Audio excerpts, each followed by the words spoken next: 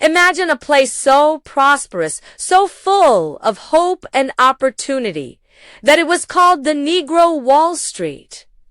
This wasn't a dream. This was Greenwood, a 35 square block neighborhood in Tulsa, Oklahoma. In the early 1920s, this is the story of its brilliant rise and its devastating, deliberate destruction. In the years following World War I, Greenwood was a beacon of black excellence and segregation laws designed to suppress had unintentionally created a closed economic loop. Dollars circulated within the community, sometimes dozens of times, before ever leaving. This fueled a vibrant economy. Picture this: bustling streets lined with over 600 businesses. We're talking about grocery stores, clothing shops, movie theaters, 2 newspapers, and even a hospital.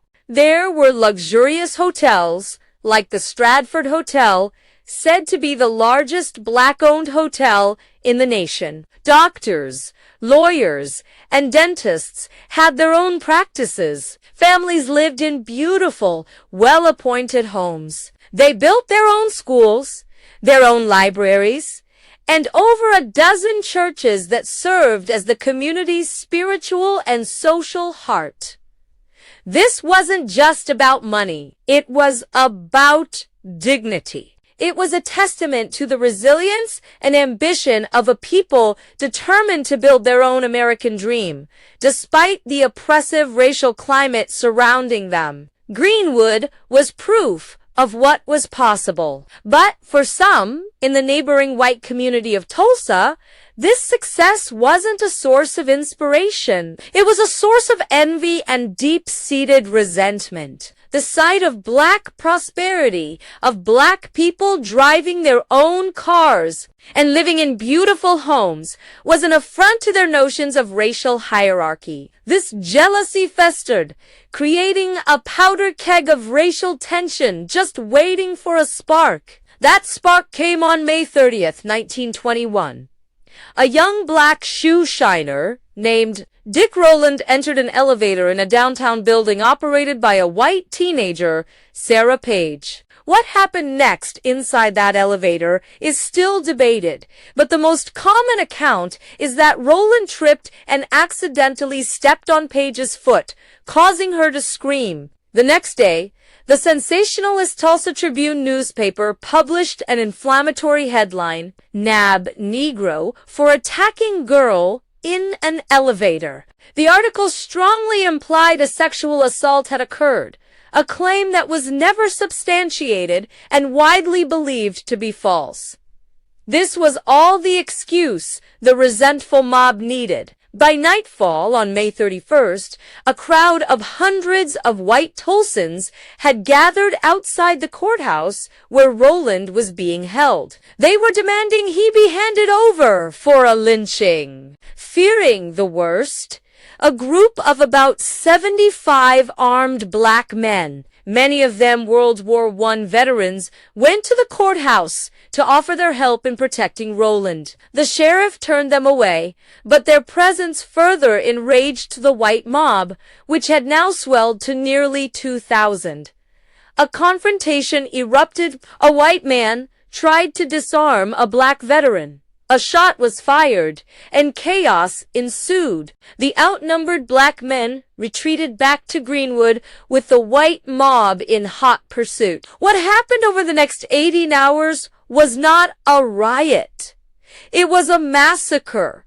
It was an invasion. The white mob, now deputized and armed by local officials, began a systematic campaign of terror. They looted homes, pulling families out into the streets. They shot black residents indiscriminately. They set fire to businesses that had been built over a generation.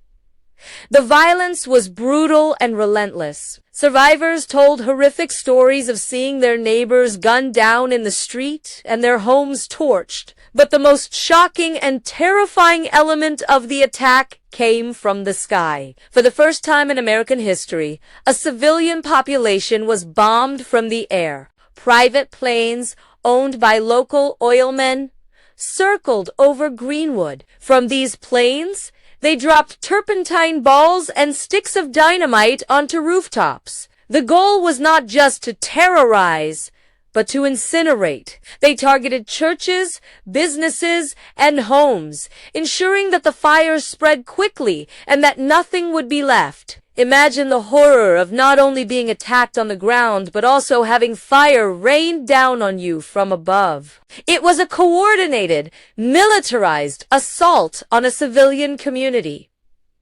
By the morning of June 1st, 1921, Greenwood was gone. The once thriving district was a smoldering ruin. Smoke choked the sky for days. Over 1,200 homes and businesses were burned to the ground. The official death toll at the time was reported as 36, but historians now believe that as many as 300 people were killed. Their bodies were buried in mass, unmarked graves, some dumped into the Arkansas River.